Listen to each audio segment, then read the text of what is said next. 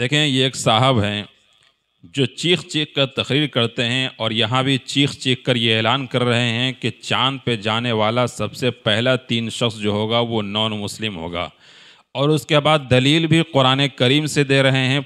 پھر میں بات کروں گا اس پہ، پہلے اس صاحب کی تقریر سن لیتے ہیں۔ تو آئیے سن لیتے ہیں۔ 3 لوگ جائیں گے اور وہ تینوں کے تینوں مسلمان نہیں نان مسلم ہوں گے۔ سبحان اللہ، قرآن نے اعلان کر دیا کہ تینوں کے تینوں نان مسلم ہوں گے۔ کوئی بھی کلمہ پڑھنے والا نہیں ہوگا، کوئی بھی لا الہ الا اللہ کی گواہی دینے والا نہیں ہوگا، کوئی بھی قرآن کی تعلیمات پہ عمل کرنے والا نہیں ہوگا۔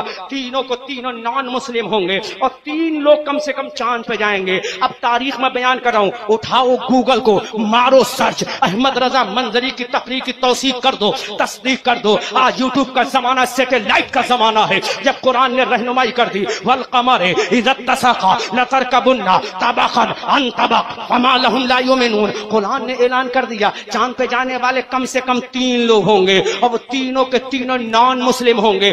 تو دیکھا آپ نے، سنی آپ نے حضرت کی تقریر، بڑا چیخ چیخ کر تقریر کرتے ہیں ماشاءاللہ، لیکن واللہ کہیں پہ بھی ایسا نہیں لکھا ہے۔ قرآن کریم کی جو آیت انہوں نے پڑھی ہے وَالْقَمَرِ إِذَا اتَّسَقَ لَتَرْكَبُنَّ طَبَقًا عَنْ طَبَقٍ فَمَا لَهُمْ لَا يُؤْمِنُونَ، یہ تینوں آیتیں میں اسکرین پہ لگا کر دیکھ رہا ہوں، دیکھ کر آپ ہی بتائیے کیا کہیں پہ لکھا ہے؟ اس کا مطلب کہیں پہ ایسا نہیں ہے۔ جو بھی قرآن میں لکھا ہے وہ آپ کے سامنے صاف صاف ہے، اور اس کا آیت کا مطلب جو یہ کہہ رہے ہیں یہ مطلب ہرگز نہیں ہے۔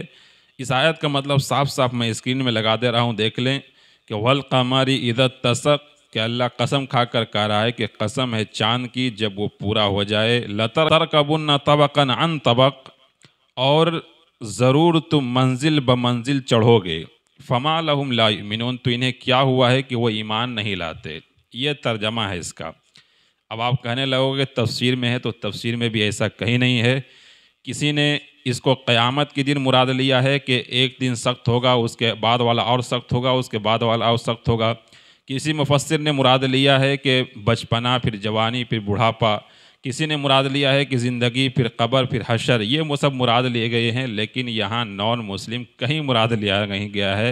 اچھا، میں یہ تقریر کیوں کر رہا ہوں، یہ بتا کیوں رہا ہوں؟ بتا اس لیے رہا ہوں کہ اب یہ صاحب جو کہہ رہے ہیں کہ گوگل کر لو گے، سرچ کر لو گے، یوٹیوب کر لو گے، فیس بک کر لو گے، اب جب نان مسلم بیچارہ یہ بات سنے گا کہ قرآن کریم میں لکھا ہوا ہے سب سے پہلا 3 آدمی چاند پر جانے والا غیر مسلم ہوگا، قرآن میں لکھا ہے، جب وہ سرچ کرنے جائے گا تو دیکھے گا کہ ہے ہی نہیں قرآن کریم میں، وہ کچھ اور ہی دیکھے گا، پھر وہ بدگمان ہوگا اسلام سے، پھر بدگمان ہوگا قرآن سے۔